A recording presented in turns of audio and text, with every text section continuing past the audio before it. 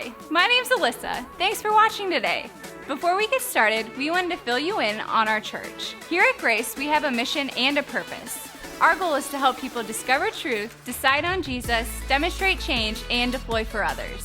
If you're looking for a church, we would love for you to come be a part of what God is doing here at Grace. You can check us out on Facebook, Instagram, YouTube, and Twitter. We would also like to invite you to one of our Sunday morning services. Check out ohiograce.com for a list of campuses and service times in your area. We have a great time gathering for music, hanging out, and learning about who God is and how that affects our lives. Thanks for watching, and we hope to see you here next week at Grace.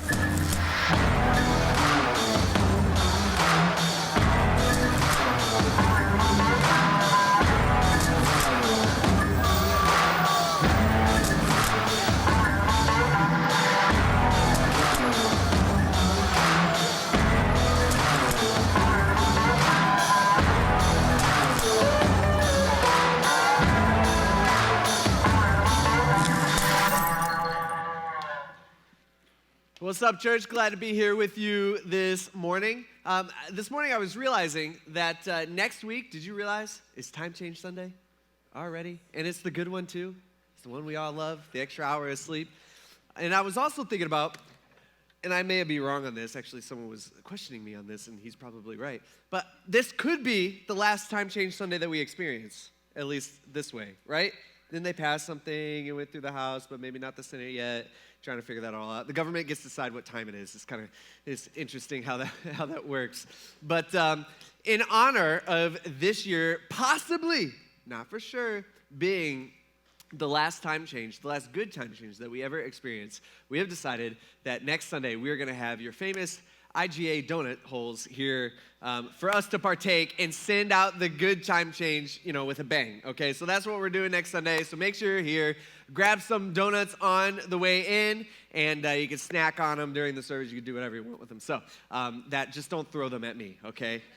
Perfect little, yeah. Anyway, I shouldn't have said that. But yeah, so make sure you're here next week. As a parent, we want to know what's going on in our kids' lives, right? Some of you guys are like, no, I don't want to know. I don't want to know that.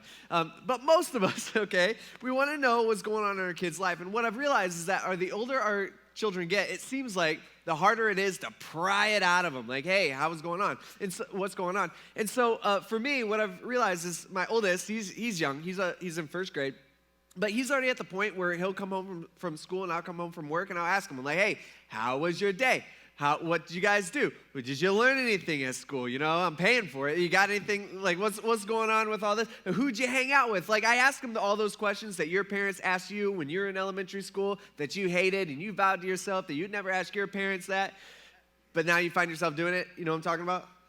Okay, if you're like me, all right, maybe you're not, I don't know. But I find myself doing that, and usually with Toby, my oldest, he just gives me the one-word answers. Good. Fine. Okay, so a lot of times it's, I don't know. What'd you learn at school? I don't know. And I'm like, well, then why are you going? I don't understand what the point of this is. And so, but once in a while, what he'll do is I'll come home from work and I'll ask him, and he'll have a story from school that he will want to tell me. And usually it's some random story. And to just be fully transparent and completely honest with you, sometimes it is so painful to listen to. He is one of the worst storytellers I've ever heard in my entire life. And you know why? It's because it takes him so long to get through a dang story. Okay, it's like a 2-minute thing, and it takes him about 15 minutes because he's repeating things, repeating sentences, and the worst part is in the middle of a story, he'll start talking about something completely different. He was just doing this to me this morning as we were driving into work. He was telling me about some kid and something was happening at school, and right in the middle of it, he starts talking about his reflectors on his bike. And I'm just like, why? What's this got to do with anything? It doesn't do anything. It has nothing to do with it. He just loses focus. I got to bring him back in, back to the story. Let's get this thing done. And then he'll something else. What are you doing? Or what are you eating? It's just all that this is what he does. And sometimes he'll even start telling he'll be in the middle of a story, and he'll start telling another story in the middle of the story. And it's just very, very hard for me to follow, and it's very complicated. And sometimes, I'll be honest, I'm like, man, I'm sorry I asked, because this is way too much effort to try to hear this story about what's going on here in my child's life. But here's the deal. Why do I tell you that?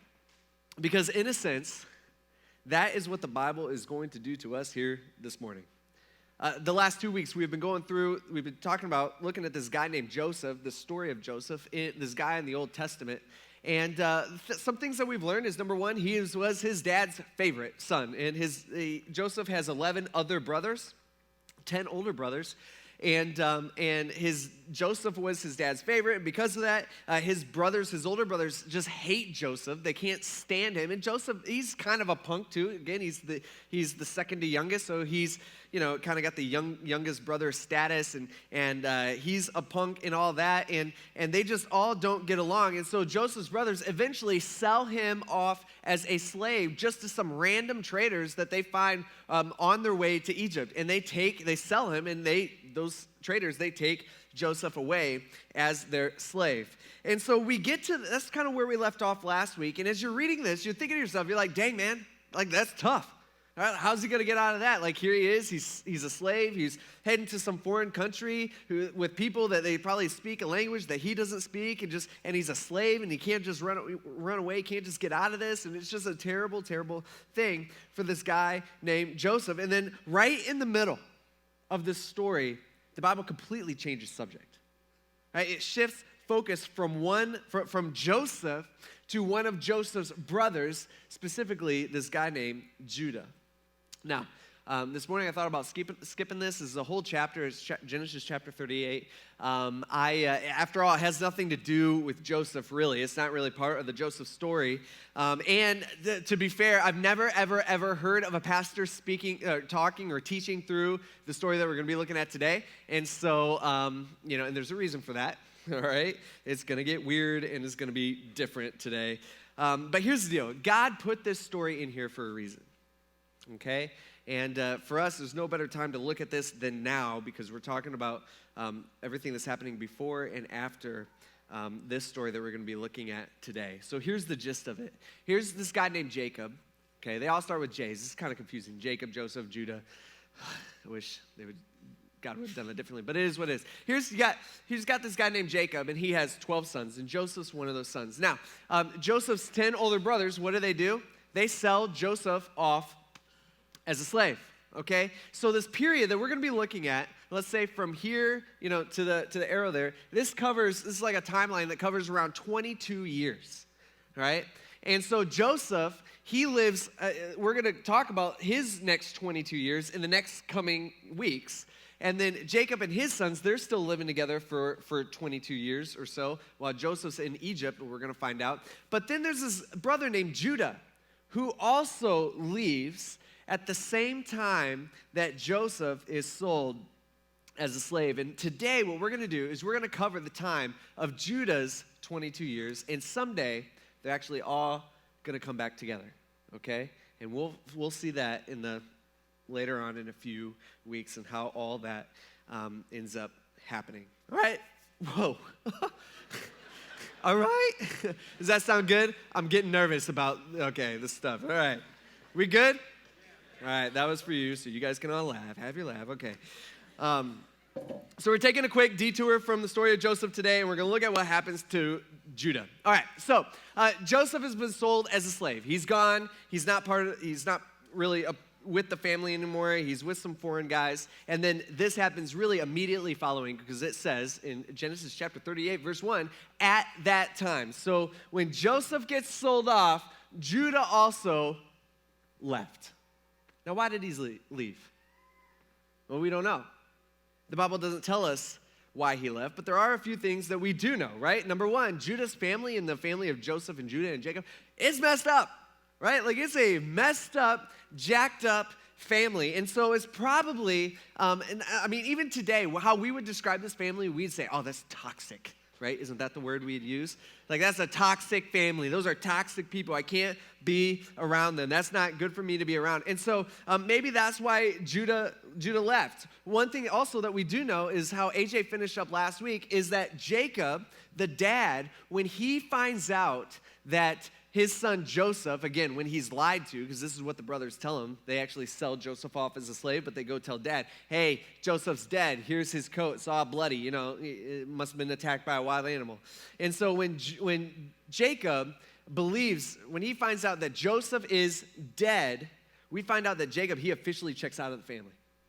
His favorite son is gone. His favorite wife has also died.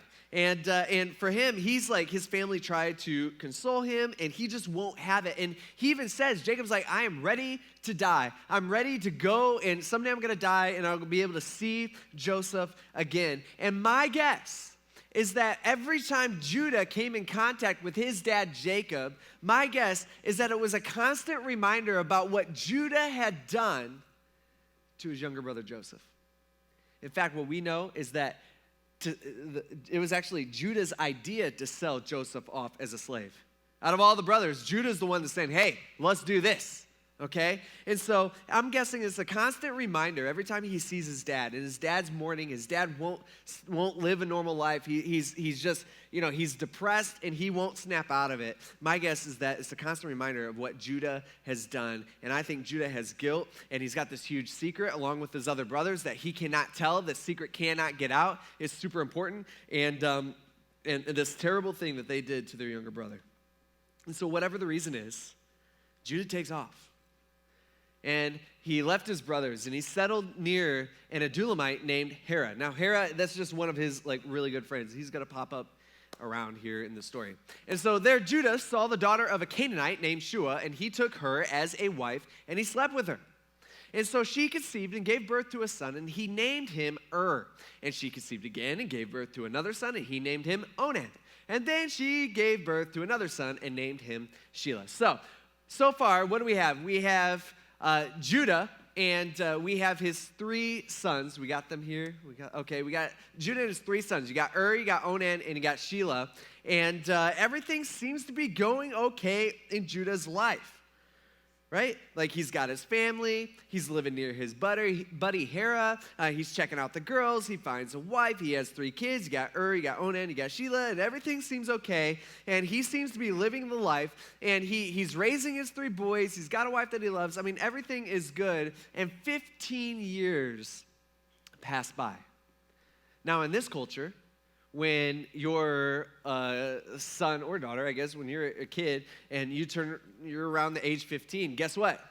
You're old enough to get married, okay? You're considered like an adult. It's time for you to move away, time for you to get a job, time for you to be an adult.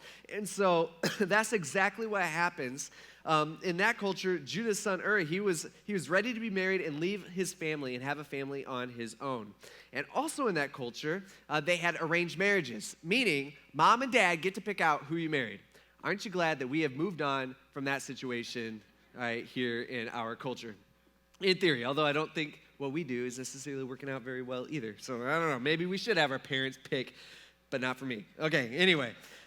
So that's what happens. That's what's going on in their culture. So what's Judah do? As the responsible dad, he starts looking for a wife for his son. It says, so Judah found one. He got a wife.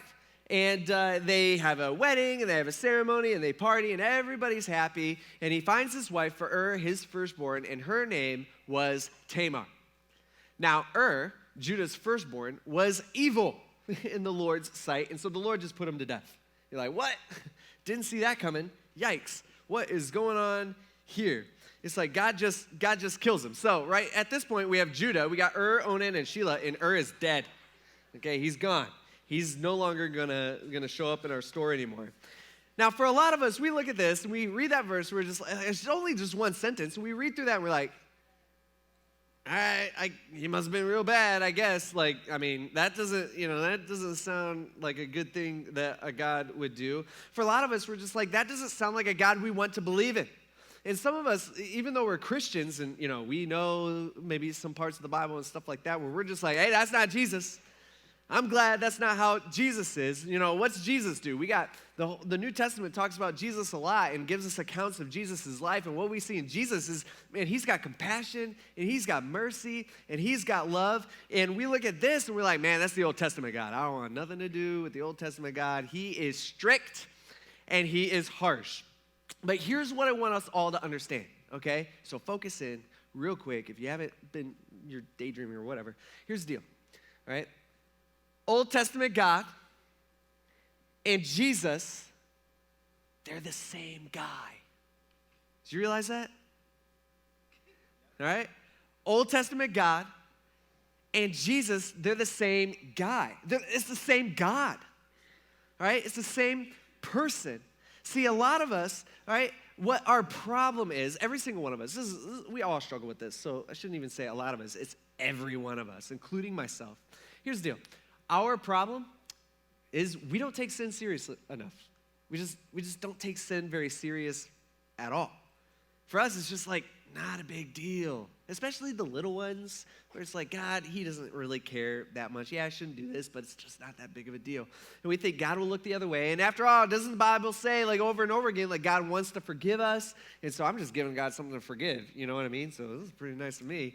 Or we think, hey, God will understand. Or what we all do this, where it's like, hey, my situation here is different than what God would talk about. And so God, you know, what he talked about in the Bible, that was something different. So he would understand when I do this thing here in this particular situation. Like, it's okay this time. This is what we think. We underestimate our sin. We all do this. We all do this day in and day out. And what we forget is that, here's the deal, God hates it. Do you realize that? God hates sin. He hates sin. The Bible describes how God dealing with sin. God describes it. He's like, it's like a stench in my nose. It's disgusting to him. That little thought, even think about the dumbest little sin that we could think of. Like one little evil thought in our mind, or we looked at that person where we shouldn't have looked at that person that way, or whatever it might be. God looks at that little thing that we think is so insignificant, and God's like, that is disgusting to me. That's a stench in my nose. I don't want anything to do with that. And so in this instance that's going on in this story, is not living life right. He's not following the way that God has told us to live our life. And so God, he just puts to death. And so that's the end of Er's gone. He's no longer in our story. All right, let's go back. It says, then Judah, okay, remember, let's think about Judah for a second real quick. Judah's just lost his firstborn son. You think maybe that brought up any memories for him? Think maybe there was something that he hadn't dealt with inside that kind of opened up there? You think maybe, think about it. Judah's the one that told his dad that his favorite son had died just a few years back. And here, Judah's son is now dead. You think at all maybe that Judah's going through these thoughts in his mind where he's like, man, this is all my fault. I shouldn't have done that to Joseph. This is my fault. God's just getting me back for what I've done to him. You think that? Right? Kind of some of the thoughts that we think when something bad happens in our life, like we think, what have I done? Is it because of this? Is God getting me back? Is he punishing me for this? And I'm sure he's thinking, hey, maybe this must have been how my dad felt when we told him that his son died. And so Judah, I'm sure, is struggling with this. And it's killing him. And so Judah goes to his second-born son, Onan, and he says, hey, here's the deal. I want you to sleep with your brother's wife. Now, you didn't expect to hear that at church this morning, right? Okay? We don't do this anymore, okay? Let's just make sure we all got that understood. Sleep with your brother's wife. Now, why does he talk about doing this? Back then, in their culture, they had this thing called levirate marriage. And basically, this was a law, this was required by law. And so here's the deal. Pay attention, focus in on this. It's a little complicated. But if a woman's husband died without having any sons, okay, with her, then it was the duty by law of the next brother to have a child with his dead brother's wife. All right, sounds kind of messed up to us. And the whole point to do this was to produce a son for his dead brother. And really that allowed two good things to take place. Number one, kids grew up fast back then, and so in 15 years, they were in their culture, they were considered an adult, and so that son would then be able to provide for his mom for the rest of her life. Okay? And so it was only a 15-year period to make that happen for her. Number two, it also allows for the dead husband, and in this case, brother, it allowed for his name to live on, including his inheritance. He could give his inheritance to somebody, to his son, even though it's not his biological son. So in this case, had no kids with Tamar. And so by law, it was Onan's job to A, provide with a son to carry on his name, and B, to provide Tamar with a son that then could take care of her and support her in her future. So that's what Judah does. Judah does the right thing. He goes to Onan and he says, sleep with your brother's wife, okay? He says, perform your duty as her brother-in-law and produce offspring for your brother. It says, but Onan, he knew that the offspring would not be his. So whenever he slept with his brother's wife, which sounds like he did frequently, he released his semen on the ground so that he would not produce offspring for his brother. This is why I should have had AJ speak this week, okay? Because this just gets awkward and weird. There was one time, this was like my first year as a pastor, so I'm only like a 22-year-old punk kid, right? And fresh out of college. And I'm in a membership meeting with a girl who is like my age, and I knew her. And membership meetings, basically, we're just like, we just hear your story. I've met with a bunch of you guys, and at the end of the meeting, usually I always ask, like, hey, you got any questions? You got any questions about, what we do here as a church, or what we believe, or why we believe what we believe, anything like that? Or do you have any questions about the Bible? You got any, like, this is your chance. Like, we're sitting here face to face. I'll be happy to, like, discuss or talk through, anything with you. And she was like, actually, I do have one question about this guy I read about named Onan. And I was like, as a kid, I'm just like, no way. And she's serious. She's a very direct person. And I'm just like, okay, what could be? She was like, I was reading that, and she was reading a different version that used this phrase, that Onan, when he was with his brother's wife, that he spilt his seed on the ground.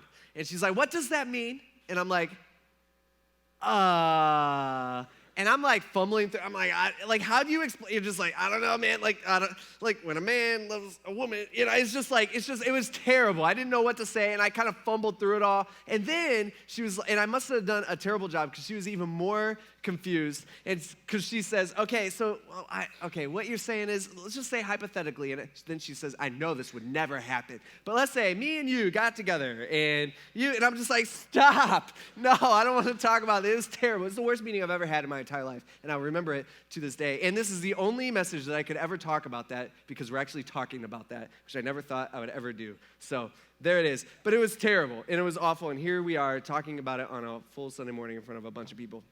I've grown so much, okay? I'm so comfortable right now, Anyway, not at all. But what Onan does here is really messed up. See, with dead, here's the deal. This is what we got to understand. Onan will receive all of stuff. Sounds pretty good. Er's dead, next in line, all his stuff goes to Onan. That means Onan gets his house and his land and his car and his bank account and his 401k and just all the things that you could ever want. But if Tamar has a son, even though Onan is the biological father of this son, culturally, that son belongs to Okay, that's child, who will then inherit all of stuff instead of his next brother in line, Onan. So Onan has sex with Tamar over and over and over again, and he gets this sexual gratification, but secretly he refuses to impregnate her. And basically what he's doing here is he wants the gratification without the responsibility. Does that sound like a culture familiar to any of you guys? Right? He wants the instant gratification, but he doesn't want the responsibilities that comes with it. And so in Genesis chapter 38, verse 10, it says, what he did was evil, just like in the Lord's sight, and so God put him to death also. Sin is serious to God. This isn't something, God doesn't owe us another day like we so often think he does. And so far we got Judah. He's got his 3 sons. You got he's dead. You got Onan, he's dead. And you got Shelah, he's still alive, but probably freaking out right about now. Like, am I next? And God, they don't know necessarily, I don't think, why they're dying by any sense. Like we know here today that God made that happen because they did wrong. And so Tamar, let's look at this from Tamar's point of view real quick. Tamar has now lost her husband She's lost her husband's brother who's supposed to provide her with an heir, Onan. He's gone. And so Tamar goes to Judah and he's like, hey, guess what? Or she's like, hey, Judah, where's Shelah? Let's bring on Shelah. All right, maybe he could do what he's supposed to do here because none of your other sons are making it very far with me. And so Judah, all right, at this point, he's just like, man, I've lost 2 of my 3 sons. I'm only down to 1 more, and every son that I give to Tamar ends up dead. Right? Not a great track record for Tamar here. And so Judah tells her, he says, hey, yeah, okay, I hear what you're saying. That makes sense that, Shelah, he's next in line, but Shelah's not old enough. And he probably wasn't. He says, Shelah's not old enough to marry at all yet. And so what I want you to do, Tamar, is why don't you just go back home, go back to your dad's house, and then I will let you know when Shelah is old enough to marry. Deal? She says, deal. And so she goes. But in reality, Judah is afraid to give Shelah to Tamar, thinking that he's just going to end up dead too. And Judah will have no kids. And so in verse 12, it says, after a long time. All right, now we don't know how long this is. We don't know how many years have passed, probably a few years. It says, Judah's wife, the daughter of Shua, dies. So at this point, Judah has not only lost his first son, but he's lost his second son, and he's lost his wife. It says, when Judah had finished mourning, which takes a good period of time, where he is basically just depressed, and he's not working or anything, he's just trying to figure this out. It says, he and his friend Hera, the Adulamite, his buddy, remember him? He went up to Timnah to his sheep shearers. Okay, so he's taking care of his sheep. It says Tamar at that time was told, hey, someone tells her, your father-in-law is going up to Timnah to shear sheep. All right, like they always do this time of year. So she took off her widow's clothes that she had been wearing at this point for a few years, and that tells everybody that she's a widow, that her husband has died. And she veiled her face, and she covered herself, and she sat at the entrance of Enam, which is on the way to Timnah. So she goes to a town that's on the way to Timnah, knowing that Judah's going to pass right through this town.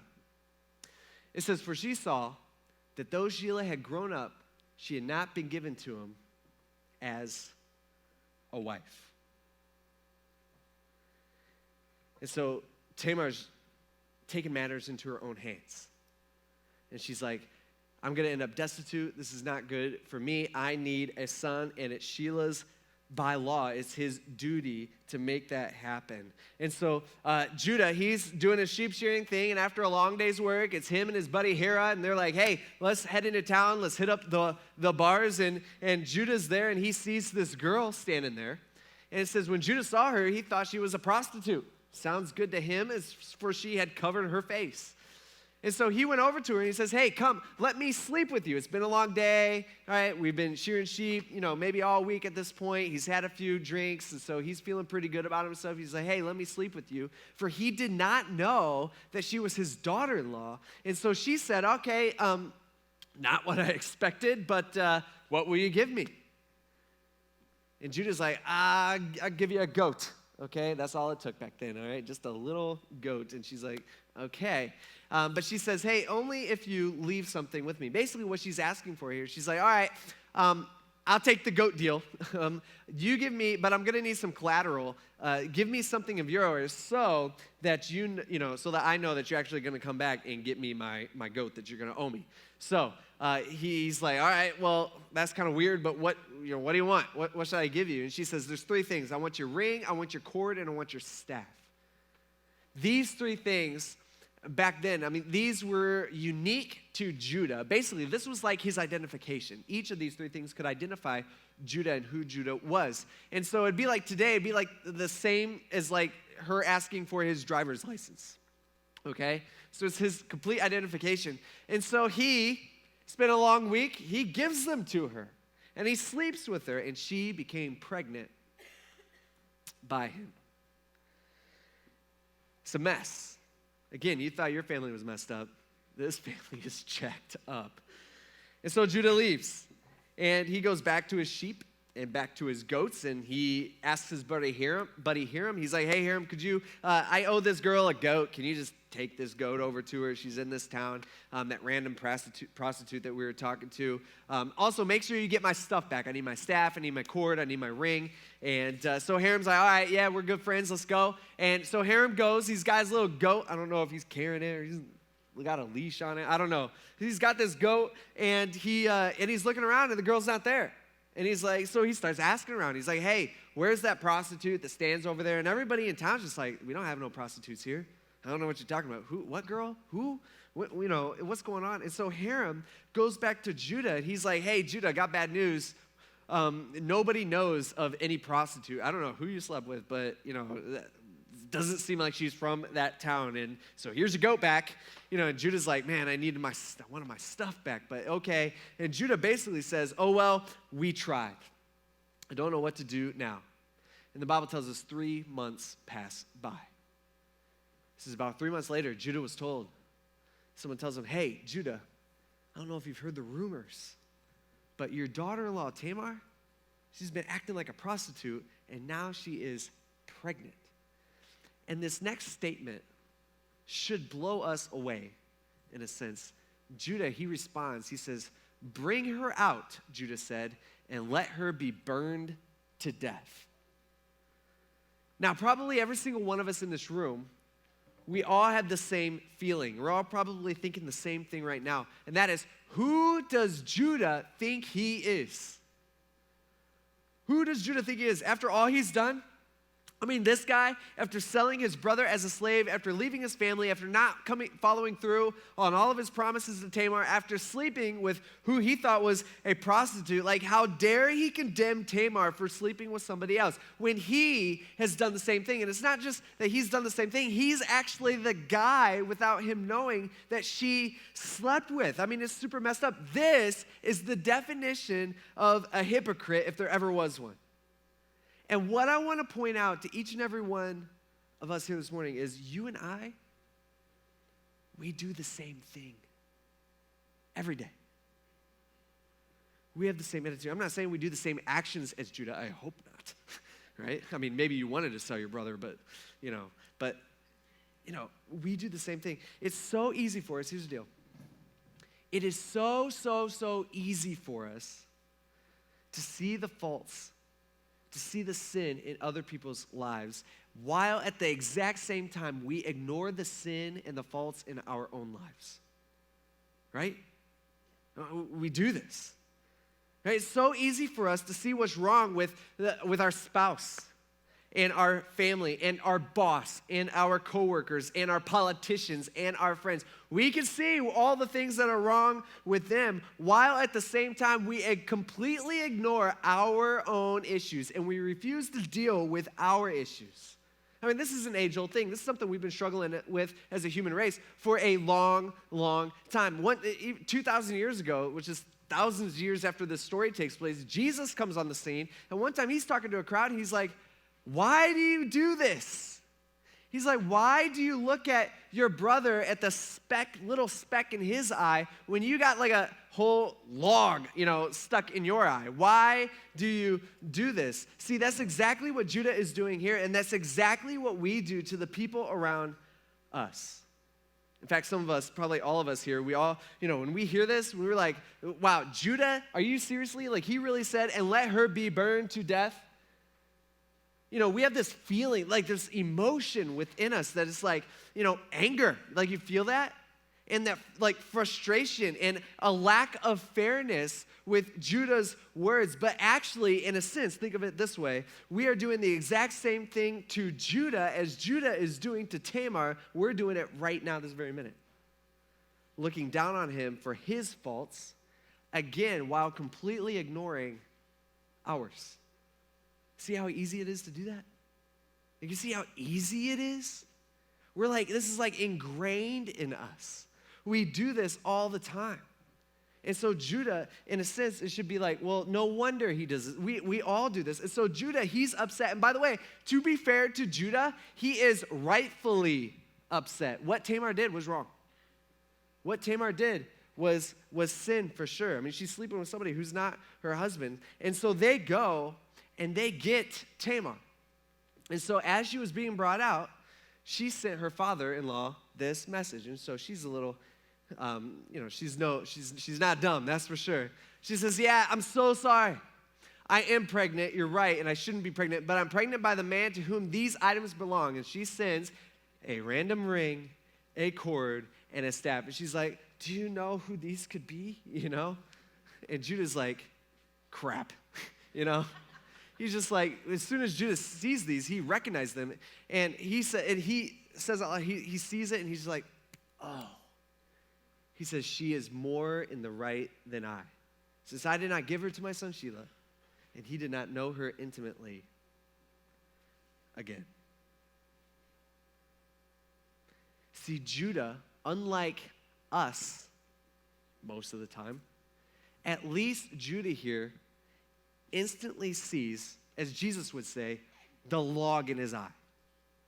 Like he sees it. He recognizes it. Most of the time, we don't recognize it. We don't think that way. But Judah here, he gets it. And what we see from Judah at this point forward in the rest of the story and in the rest of the Joseph story is that Judah he changes. It's like a turning point in his life. He tries to make things right. What we're going to find out is, number one, he supports Tamar and he provides for her. And unlike Onan, his son, he never sleeps with her again. Right? He's not trying to get that instant gratification from her and using her that way. And what we find out is that Tamar ends up having twins. And that's the end of the story about Judah. And so the question we should be asking is, all right, so I don't know, why did God put this in there? What's the point of this? It's weird. All right, it's different. Why does God tell us all of this stuff? Why is he do that? See, I think he gives us a story to show us that God chooses to use ordinary, messed up, imperfect people to do his plan, to accomplish his plan. You know how the New Testament starts off? Matthew chapter 1, verse 1. All right, Matthew, who's one of Jesus' disciples, he writes down an account of Jesus' life. And he starts off by giving Jesus' genealogical record. In Matthew chapter 1, verse 1, this is how the New Testament starts. It says, an account of the genealogy of Jesus Christ, the son of David, the son of Abraham. He says, Abraham fathered Isaac. We talked about this a couple weeks ago. He says, Isaac then fathered Jacob, and Jacob fathered Judah. Now, probably most of us, we would think about this, and if we know the rest of the story about what happens with Joseph, and he ends up being a pretty good guy. Starts off a little rough, but he ends up being a good guy. We would naturally think, okay, you would think that Jesus would be in the line of Joseph, right? Like he's the good one. Judah is so messed up. I mean, we read the story today, it's like, yeah, Judah is not a good guy. But God doesn't choose Joseph. For some reason, God chooses Judah. It says, so Jacob fathered Judah and his brothers, and Judah fathered Perez and Zerah, which happened to be the two twins, and Perez is the one that Jesus' line comes down through. He says, by Tamar. Smack dab right before the New Testament gets rolling, right at the beginning. It's like God chooses to remind us. He's saying, hey, here's the deal. God chose to use a completely messed up disaster of a family. God chose to use a jealous brother who was also a bad father, who was also a liar of a man named Judah, who sleeps with prostitutes and sees other people's faults and doesn't see his own faults. All right, God chose to use a woman who is willing to sell her body just to get what she wants. Guess what? To save the world. Through Jesus, thousands of years later. And today, we get the benefit of that. Isn't that crazy to think about? And this is God's plan. Here, we get to kind of see it like from a bird's eye view of God's plan. Even though, whether we recognize it or not, or whether we admit it or not, we are just as guilty when it comes to sin as Judah. Like, we are evil. Like, we are messed up. Our thoughts are so messed up. And I think that's why God interrupts this story. I think God, he's telling us about Joseph, and we're going to find out how he uses Joseph to save his people and stuff like that. But then, in the middle of it, he's just like, real quick. Let me tell you about Judah. It's crazy. All right, it's messed up and it's a little raunchy. But let me tell you about what happens here. And it's like God telling us, I'm going to use him. I'm going to use him even though he's such a bad guy. And it's like God saying, and Tamar, I'm going to use her too. See, something, again, seems to change in Judah's life. This is a man who hated his brother, a man who had done a bunch of terrible things. He's not living the life that God has called him to live. And what we're going to find out in a few weeks is he becomes a man willing to sacrifice his life for one of his younger brothers. Completely opposite of how he was. And he's a man who God uses and chooses to use to accomplish his plan to save the world that benefits us here today. It's crazy to think about. So come back next week as we continue on in our story of Joseph. Let's pray. God, we thank you for this story. And it's weird. A little too much information. I don't know. But God, we thank you for giving it to us. It helps us understand better. It's a great example of how you use messed up people like us to accomplish your plan.